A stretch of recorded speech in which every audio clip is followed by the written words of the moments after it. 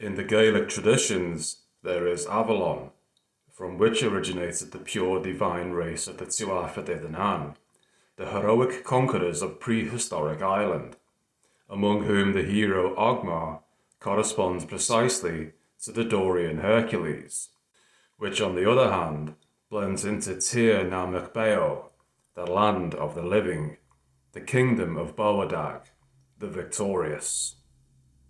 Another fundamental traditional teaching, which I have discussed elsewhere with corresponding documentation, is the location of the centre or primordial seat of the Olympian civilization of the Golden Age in a boreal or Nordic boreal region that became uninhabitable. A tradition of Hyperborean origins in its original Olympian form, or civilizing deeds performed by races that spread into the Eurasian continent during the period from the end of the Glacial Age through the Neolithic era. Some of these races must have come directly from the north. Others seem to have had as their country of origin a western Atlantic land in which some kind of replica of the northern centre had been established. This is the reason why various concordant symbols and memories refer to a land that sometimes is northern Arctic and other times western. Among the many designations of the Hyperborean centre that came to be applied also to the Atlantic centre was Thule, or White Island, or Island of Splendour, the original seed of the Aryan race, or Ariana Vigo in ancient Iran, and Land of the Sun, or Land of Apollo, that is, Avalon. Concordant memories in all Indo-European traditions talk about the disappearance of such a seat, which later on was mythologized, following an ice age or a flood. This is the real historical counterpart of the various allusions to something that, beginning with a given period, has allegedly been lost or become hidden and untraceable. This too is the reason why the island or land of the living, the term living here referring to the members of the original divine race, which is the land to which the well-known symbols of the supreme centre of the world allude, was often confused with the region of the dead, the term dead here referring to the extinct race. Thus, for instance, according to a Celtic doctrine, mankind's primordial ancestor was the god of the dead, the Sparta, who dwells in a faraway region beyond the ocean, in those faraway islands whence, according to the Druids' teachings, some of the prehistoric inhabitants of Gaul came directly. Moreover, according to a classical tradition, after having been the lord of this earth, the king of the Golden Age, Kronos Saturn, was dethroned and castrated, that is, deprived of the power to beget, to give life to a new stock. He still lives, though asleep, in a region located in the far north, close to the Arctic Sea, which was also called the Kronid Sea.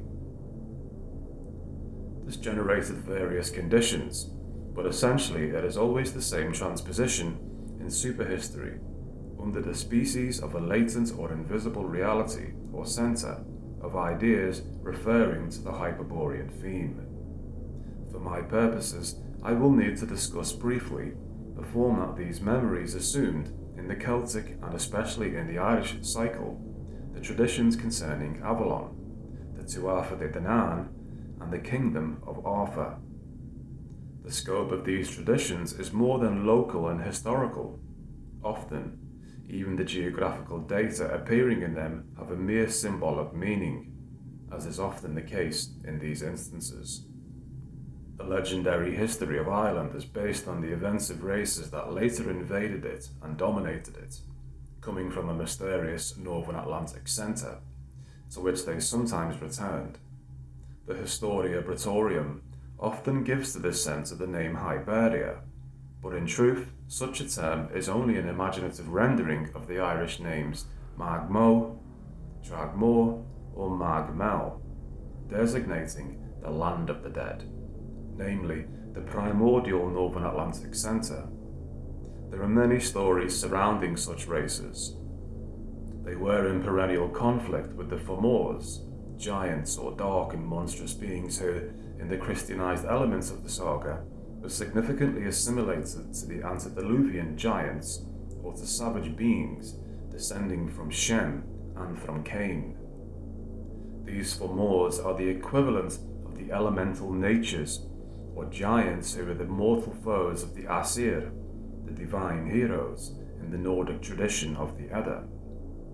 The Fomors represent the powers of a cycle of a Bronze Age, the obscure telluric forces that were associated with the depths of the waters in the Ulster cycle, just as the telluric Poseidon previously was. In other words, they correspond to the forces of the original cycle that became materialized and degenerated in a Titanic sense. This latter aspect can be derived from Celtic traditions, considering that the king of the Fomors, Tefra, was sometimes believed to be born in a mysterious land beyond the ocean, and the unconquerable tower of Conan, another Fomor king, which was located in the glass island in the middle of the sea. This is, after all, an obvious symbol of the primordial center. In any event, the Fomors, in their essential aspect as an obscure and telluric race, are defeated by a first nucleus of civilizers who came to Ireland from the Atlantic region and from the race of Parfalan. Eventually this race became extinct and was followed by a second people of the same origins, the race of Nimhide. That name, which derives from a Celtic root meaning heavenly but also ancient, venerable and sacred, allows us to conceive this new cycle as the creation of the representation of the primordial tradition still in a pure Olympian state. A symbolic episode during the age of Nimhide recalls a counterpart in the Edda. In the Edda, the Aesir, or divine heroes, turn to the elemental beings to make them rebuild the fortress of the central region, Midgard's Asgard. As a reward for such a job, the giants want the divine woman Freya, and also the moon and sun. After they are refused, the Aesir, having thwarted this usurpation of the forces from above brought about by their employment of elemental powers, a struggle ensues, which culminates in the fatal Twilight of the Gods. Likewise, in the Irish cycle, Nimhide employs the Fomors to build the fortress, but then, fearing that they may occupy it, he exterminates them. This is to no avail, since the descendants of Nimhide end up being subjected to the Fomors, who inhabit the Tor Innis, a fortress in an island located northwest of Ireland. In this place, during an attempted rebellion, Nimhide's descendants are massacred. Just as in the saga of the Edda, the struggle against elemental forces ends at first in the defeat of the Aesir. In both cases, we most likely have the figuration of the advent of a titanic cycle on the ruins of a civilization that is directly derived from the primordial one. At this point of the unfolding of the Irish legend, an attempt at heroic restoration occurs. It is the cycle of the Tuatha De Danann, a name that means the people of the goddess Anu or Dana. This race, on the one hand, is believed to come to Ireland from heaven, hence, according to the Liber na Luridi, Book of the Duncow, their wisdom and sublimity of their knowledge. On the other hand, they are believed to have acquired a supernatural knowledge in the Hyperborean region. These two versions do not contradict each other, but rather shed light on each other, owing both to the more than human character of the primordial center, and to the fact that, according to the legend, the race of the Tuatha derived from surviving members of the Nimhide race. These survivors allegedly travelled to the Hyperborean or Western Atlantic land in order to acquire supernatural knowledge, which explains a relationship with certain mystical objects, more on which later. Since the race of Nimhide was the heavenly and ancient race that was swept away by a titanic cycle, the overall meaning is probably that this was a reintegrating contact with the original spiritual centre, a centre that is both heavenly and, in the geographic transposition of the memory, Hyperborean or Western Atlantic. This concept reanimates and bestows a heroic form to the new stock, the Tuatha De Danann, who eventually defeat the Fomors and similar races and conquer Ireland. The leader of the Tuatha, Ogme, is a solar figure, endowed with traits similar to those of the Doric Hercules. Ogme eventually captures the sword of the king of the Fomors. However, the rule of the Tuatha also ended. The Liber Gabala, Book of Invasions, mentions the advent in Ireland of a new race, that of the sons of Myliada, whose physiognomy is not clear. In this race, the warrior element predominates. It seems that Myliad has the same root as Miles, soldier. Yet, it's not distinct from residues of the highest tradition proper to the previous cycle of the Tuatha. Thus, even in the civilization of the Myliad, or what was known as the culture of the Milesians, we find the symbolism of the central seat.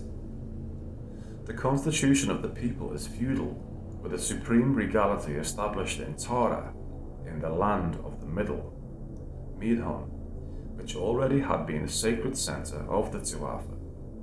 Their king used to be consecrated by their stone of destiny, more on which later. This too belonged to the tradition of the Tuatha. As for the Tuatha themselves, according to some texts, they allegedly left the country assuming an invisible form as the inhabitants of marvellous subterranean palaces or of mountainous caves inaccessible to mortal men, among whom they appear only in exceptional cases. According to other texts, they return to their original home in Avalon.